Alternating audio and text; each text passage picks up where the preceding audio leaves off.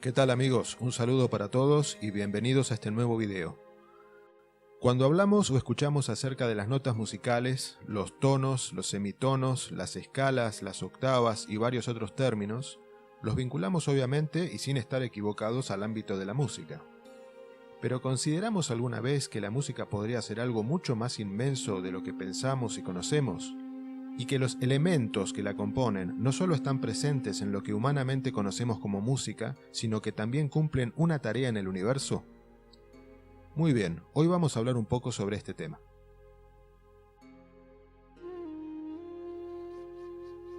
El sonido abarca un espectro inmenso verdaderamente.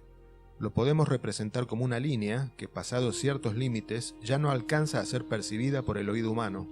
Tanto músicos como filósofos y matemáticos fueron investigando esa línea a través de los siglos, y de esta manera fueron encontrando y seleccionando ciertos puntos muy agradables de escuchar, y que guardaban relación entre sí.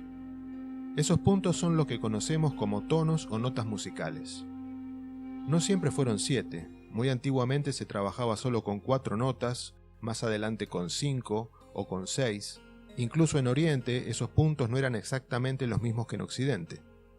Pero de la interesante y extensa historia de las notas musicales, queremos resaltar lo más importante en cuanto al tema de hoy, y es que al igual que ocurre con los números, los colores o los elementos de la tabla periódica, el hombre no los creó, simplemente los descubrió y en la medida en que lo fue conociendo lo fue utilizando. Es decir, las notas ya estaban ahí, en todo, en la voz humana, en el sonido de los ríos, del viento, en el canto de los pájaros, porque son parte de una ley universal, metafísica, que es la ley de las octavas. La gnosis nos explica que somos parte de un universo en el que existe un orden, más allá de que nos demos cuenta o no, y ese orden se hace posible gracias a un conjunto de leyes. Para lograr comprender estas leyes es necesario no solamente estudiarlas teóricamente, sino también convertirnos en una persona que observa la vida, una persona reflexiva, meditativa, que sabe aprender de las circunstancias. Por eso hoy no vamos a estar hablando solamente de música, sino más bien del invisible y sigiloso mecanismo universal. Existen diferentes símbolos para representar las leyes del universo. Algunos de estos símbolos son, por ejemplo, el péndulo, que representa la llamada ley del péndulo. Toda acción, situación o estado, al llegar a su término, tiende hacia su opuesto. Vale decir que una persona, mientras no comprenda esta ley, pasa por vaivenes interminables que, como un péndulo, oscilan entre la alegría y la tristeza, entre la seguridad y el miedo, la posesión y la pérdida, el logro y el fracaso. Otro de estos símbolos es la balanza, que representa la ley de acción y consecuencia, y nos da a entender que todas nuestras acciones, decisiones, palabras acarrean una consecuencia tarde o temprano. Otro símbolo es la rueda, que es la imagen de la ley del eterno retorno, que al girar una y otra vez hace que el alma del ser humano transite por muchas existencias acumulando experiencias, y muchas veces dejando deudas pendientes, que más tarde tendrá que saldar por acción de otra ley llamada ley del karma. En cuanto a la ley de las octavas y todo lo que encierran universalmente las notas musicales, un símbolo que nos ayuda a entenderla es el de una escalera. En la música nos encontramos permanentemente con escaleras, solo que las llamamos escalas. Una escala musical está formada por una secuencia de notas. Los intervalos que la separan unas de otras le dan a una escala sus características propias.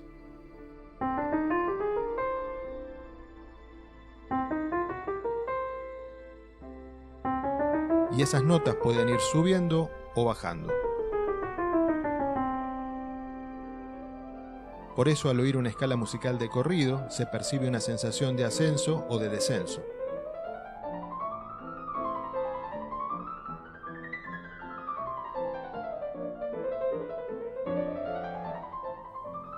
En la música existen muchas escalas, algunas se remontan incluso a la antigüedad. Pero en este caso es necesario analizar solamente una, porque la escala o escalera que utiliza la ley de las octavas es la denominada escala de Do mayor o escala jónica, que está construida simplemente por las 7 notas Do, Re, Mi, Fa, Sol, La, Si. en su estado natural y comenzando siempre por la nota Do. Entonces, aquí tenemos por ejemplo la escala de 7 notas naturales. Se repite 7 veces en tramos de diferente altura.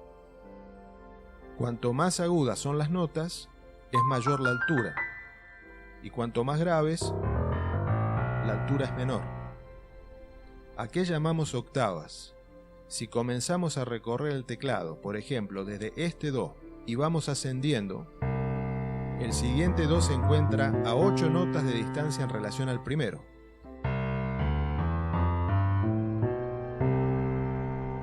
Por eso se habla de octavas.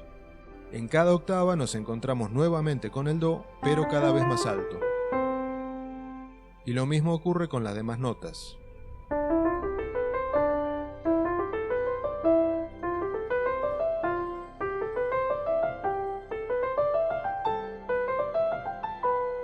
Por lo tanto, una escala puede comenzar a partir de cualquier nota hasta alcanzar su octava. Pero la escala que nos interesa en este caso es la que comienza en Do, porque la ley de las octavas explica que todo proceso de la vida, desde una función del organismo como la digestión o la respiración, hasta un proceso como el de poner en marcha un emprendimiento o un proyecto, comienza siempre en la nota Do, y para que se complete debe llegar hasta su octava, que es el siguiente Do. Como ejemplo para analizar esto, veamos lo que ocurre con las notas al surgir una iniciativa que queremos llevar adelante. Se debe tener en cuenta que la corriente del sonido puede moverse en forma ascendente o descendente.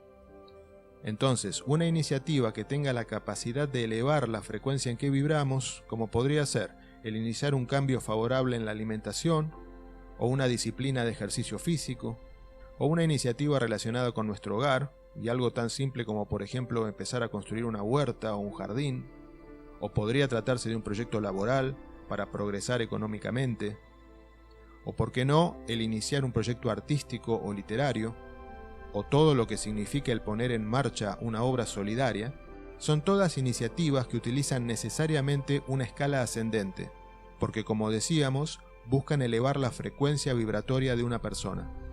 Sin embargo, por más constructivo que pueda ser un proyecto, siempre encuentra etapas de dificultad antes de concretarse. Es fundamental entender en esto una característica principal del sonido, y es que las vibraciones que lo componen no se desarrollan de manera uniforme, sino que pasan por aceleraciones y desaceleraciones periódicas, en las que la corriente del sonido tiende a frenarse y regresar al punto de partida, y se producen entre el Mi y el Fa, y entre el Si y el Do de la octava superior. ¿Cómo se aplica esto a lo que estábamos hablando? Cuando el proyecto surge como una meta, está empezando recién a vibrar en la nota Do. Que avance al segundo grado, que es el Re, y al tercero, que es el Mi, no es difícil, porque hasta ahí la corriente del sonido avanza por intervalos regulares. Durante esta etapa, el proyecto va acompañado generalmente de entusiasmo, optimismo, convicción. Es la etapa de planificación y puesta en marcha. Pero entre el tercer y cuarto grado, o sea, entre Mi y Fa, el sonido sufre una desaceleración. No vamos a entrar demasiado en teoría musical, pero digamos que esta desaceleración coincide con que el intervalo entre las notas, que venía siendo de tono, se convierte en intervalo de semitono. Lo podemos ver en el teclado del piano al no haber una tecla negra entre ambas notas. En otras palabras, digamos que entre Mi y Fa el escalón es diferente a los anteriores. Esta característica del sonido hace que se produzca algún tipo de complicación para seguir adelante con el emprendimiento, y así aparecen situaciones tan comunes como los reveses, las dudas, los miedos, los imprevistos. Si sentimos que el proyecto realmente es para progresar, para construir, entonces hay que mantenerse firme con convicción. El esfuerzo, la determinación permiten que la corriente continúe la marcha.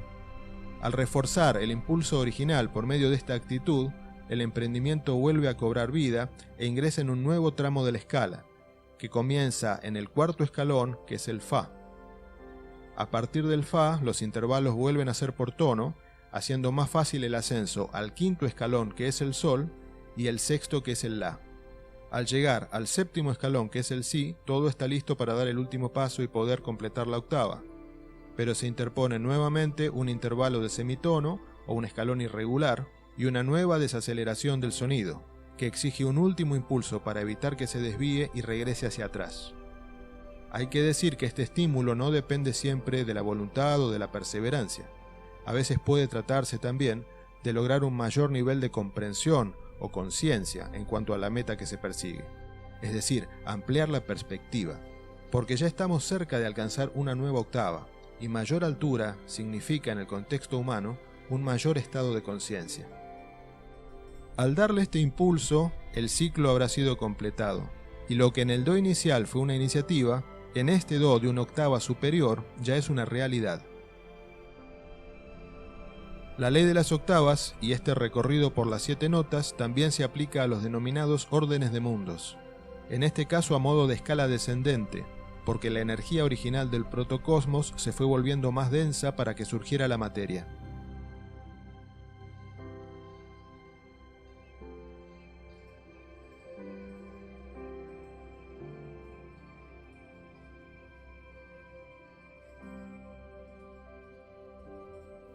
También está presente en los procesos de la energía en el organismo, que incluyen la digestión, respiración, metabolismo, que recorren una escala ascendente hasta ser completados.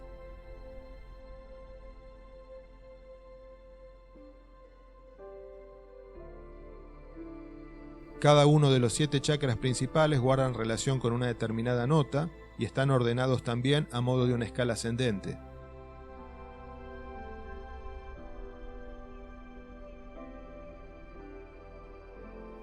Y todo proceso que involucre transformación de la energía incluirá un recorrido por la escala musical. Muy bien, por hoy hasta aquí. Esperamos como siempre haberte acercado una información beneficiosa para tu vida.